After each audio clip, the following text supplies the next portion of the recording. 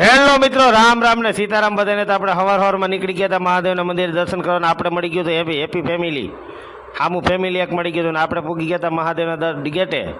અને આપણે તો પછી દાખલ થઈ ગયા મંદિરમાં અંદર.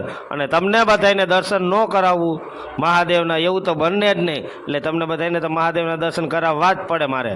એટલે સૌથી પહેલાં આપણે કરીએ ગણપતિજીના દર્શન, ત્યાર પછી આપણે કરશું હનુમાનજી એટલે કે બજરંગબલીના દર્શન, પછી કરશું આપણે મહાદેવના દર્શન. તો કરી લો મિત્રો બધા મહાદેવના દર્શન. મંદિરની પાછળ આપણે અમારા ગામમાં એક આવેલો છે બગીચો, મંદિરની અંદર જ છે એટલે પાછળના ભાગમાં. ત્યાં બધી જાતના ફૂલ, એકો એક જાતના ફૂલ છે ત્યાં. હા, અને આ છે અમારો પિતૃમાં પાણી રેડીએ પીપળો. આખું ગામ અહીંયા પાણી રેડે છે પિતૃને ભાદરવા મહિનામાં, અને ગમે ત્યારે રેડતા હોય.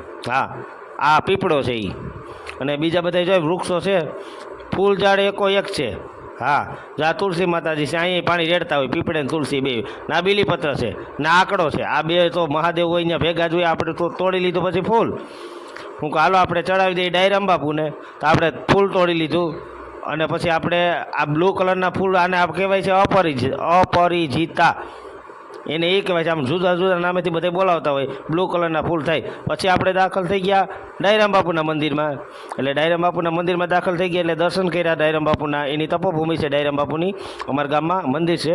એના ચરણોમાં આપણે ફૂલ મૂકી દીધા. અને પછી પ્રાર્થના કરવું કે આ વિડીયો જોવાવાળાનું સંત શ્રી ડાયરામ બાપુ ભલું કરજો, એનું સારું કરજો, પછી મારો વારો લેજો, પહેલાં વિડીયો જોવાવાળાનું ભલું કરજો, એવી મારી પ્રાર્થના છે સંત શ્રી ડાયરામ બાપુના ચરણોમાં. ને આ છે એનો ધૂણો. ને એની જ બાજુમાં આવેલું હનુમાનજીનું મંદિર. આ અમારા ગામનું હનુમાનજીનું મંદિર છે, અતિ પ્રાચીન છે. મારા જન્મ પહેલાંનું આનું બાંધકામ થઈ ગયેલું છે, મને સાંભળતું નથી, એટલું જૂનું મંદિર છે. એની જ બાજુમાં આવેલી એક નાની શિવલિંગ, આ મહાદેવની શિવલિંગ છે. તો આપણે બીલીપત્ર અને ફૂલ ચડાવી દઈએ મહાદેવને, ને આપણે એના આશીર્વાદ લઈ લઈએ. મહાદેવ હર હર મહાદેવ, હર હર મહાદેવ, હર હર મહાદેવ. એક છે મિત્રો કે અમે જ્યારે પૂજા કરવા આવીએ ને ત્યારે અમે અહીંયા થોડીક વાર બેસીએ, પૂજા કરીને થોડીક વાર બેસીએ એટલે મનની તમને પરમ શાંતિ મળે. અહીંયા પક્ષી કલરવ કરતા હોય અને મનની શાંતિ મળે. અમે મહાદેવની પૂજા કરીને બેસીએ ને એટલે થોડીક વાર બેસવું જ જોઈએ. હર કોઈ મંદિરમાં દર્શન કરીને ડાયરેક્ટ ન હોય જોઈએ, થોડીક વાર 5, 10, 15 મિનિટ જેવો સમય, એટલે થોડીક વાર બેસી જ લેવાય.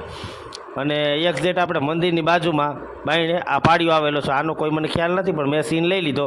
તો દર્શન કરીને આપણે કારખાને ભાગ્ય હવે કામ એમ કરવા. તો રામ રામને સીતારામ. લાઈક ફોલો સબસ્ક્રાઈબ કરતા જજો. રામ રામને સીતારામ.